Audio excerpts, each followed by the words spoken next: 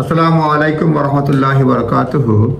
কথা বলবো হোম অফিসের যে কমপ্লায়েন্স রুলস ঘোষণা করেছে, ক্র্যাকডাউন কড়াকড়ি আরোপ করছে, বিশেষ করে স্পন্সর লাইসেন্সের ব্যাপারে, কাজকর্মের ব্যাপারে। সেই জন্য হোম অফিস যেগুলি করছে সেগুলির কয়েকটি আমি বলার চেষ্টা করব। সুতরাং যারা এমপ্লয়ার তারা সাবধান থাকবেন।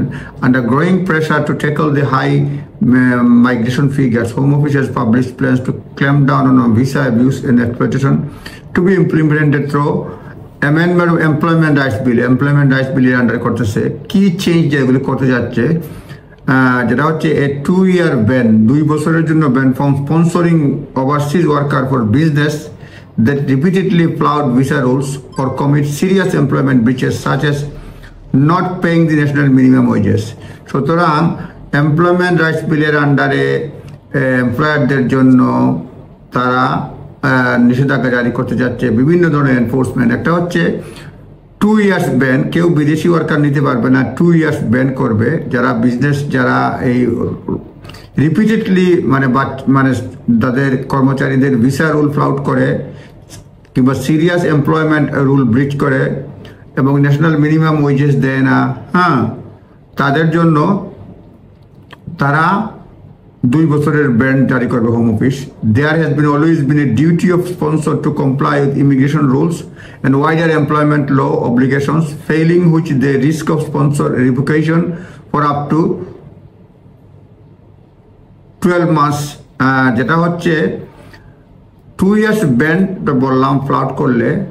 আর যেটা হচ্ছে যেটা failing to sponsor license revocation for 12 months. In practice, action against sponsor breaching on non-immigration related rules is very rare. Non-immigration rules related জন্য শাস্তি খুবই কম। However, government has repeatedly stated intention to increase, government বলছে এটা increase করবে তারা। সুতরাং এটা প্ল্যানের মধ্যে আছে 2 years ব্যান। দ্বিতীয় যেটা হচ্ছে যে extending duration of action plan 3 to 12 months.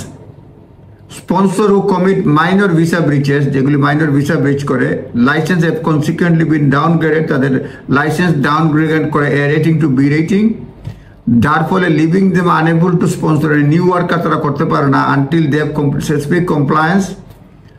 এই কমপ্লায়েন্স যদি না করে তারা বলছে ডিউরেশন অ্যাকশন প্ল্যান 3 থেকে এটা 12 মাস করবে। This include improvement of record keeping এবং যখনই এটা ডাউনগ্রেডিং থাকবে তারা হয়তো বি রেটিংয়ে নিয়ে যাবে, তখন আর স্পন্সর নতুন কেউ নিয়ে আসতে পারবে না। তারপরে প্রহিবিটিং employer for engaging unethical practice of charging skill worker for cost of sponsorship. এবং কেউ যদি যে টাকা পয়সা নেয় এটা দিলেও মানে শাস্তির ব্যবস্থা থাকবে, যে এটা যদি প্রমাণিত হয় যে টাকা পয়সা নিচ্ছে কস্ট অফ স্পন্সরশিপ, তাহলে খবর আছে। These are already rules in preventing employer from passing cost of the immigration skill surcharge to sponsored worker. এইসব ক্ষেত্রে সরকার নতুন কড়াকড়ি আরোপ করতেছে। সুতরাং এটা যখন বিশেষ করে স্পন্সর মালিকরা, ব্যবসা প্রতিষ্ঠানের মালিকরা মানে সাবধান হয়ে যান, নতুন আইন আসতেছে, এখনো এক্স্যাক্টলি এটা বাস্তবায়ন হয় নাই, জাস্ট গাইডেন্স হিসেবে বললাম, সরকারের পরিকল্পনায় আছে। ধন্যবাদ।